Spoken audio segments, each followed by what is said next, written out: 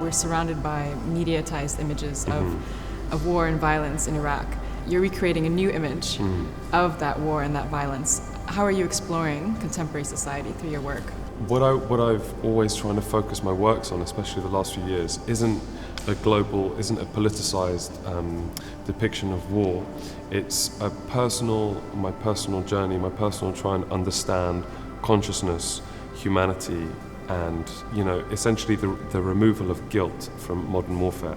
These works, Machine Hearts, are trying to visualize what the machine and the heart, where they meet in the middle, and how that can be depicted with the canvas, with the amalgamation of the organic, the machine-like, the structural, the veins and cables all intertwined.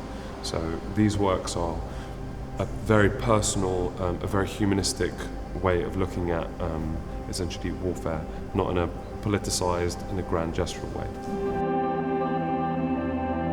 It's a very exciting experience because not only is the first time that I'm showing in Dubai, it's the very first time that I'm doing an exhibition in the Middle East.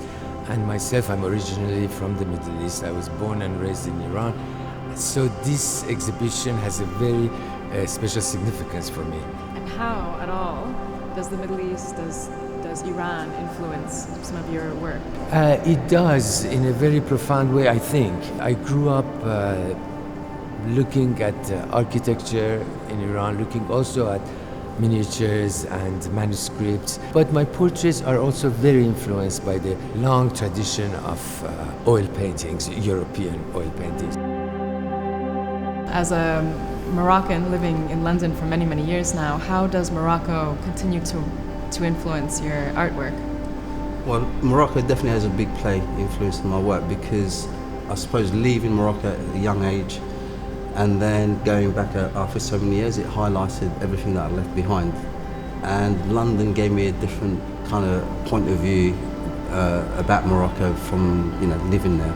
So kind of playing with the two countries and trying to mishmash both of them and trying to come out with something that's hopefully unique and something that could speak to people universally. What leads you to create your artwork? Sometimes I find a material. It can be a color, for example. It can be two colors that I might see in a magazine. It can be very simple. It can be like a photograph of someone else's. Inspiration is all about looking, searching for inspiration. You have to be in that frame of mind in order to be inspired. If I'm not looking, I'm not going to see it. The art, when it leaves the gallery, when it leaves my studio, it starts to have its own life. They're like, children, like your children. You can't constantly bother your children. Yeah. I think when they grow up and leave, you have to just let them have their own life.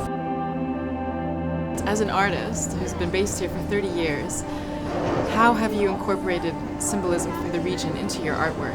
It seemed the most obvious thing as this became my whole inspiration. But I worked a lot with women, so particularly their forms, their clothing, and then the stillness of meditative and Sufism and the simple turn in the symbols of circles. That was everything to me, and that's my influence. In Europe or in the States, every time my work has been exhibited, somehow there's always the question of identity comes into it. That somehow any artist who is not European or who is not Northern American, they had to deal with something from where they have come from, their background. And that is kind of really interesting because I think we all have come from somewhere and we're all going somewhere. I'm kind of interested in the fictionalization of history, if you like. I look at the whole aesthetic of violence, but what I'm really more interested in first of all is the absence of presence that you can see in these clothes.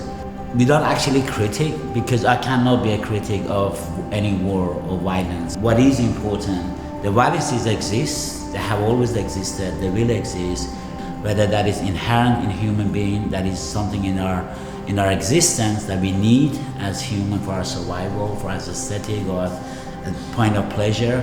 And instead of just sitting and criticizing and saying it's bad, what is the other steps? We can look at it in a different way, maybe.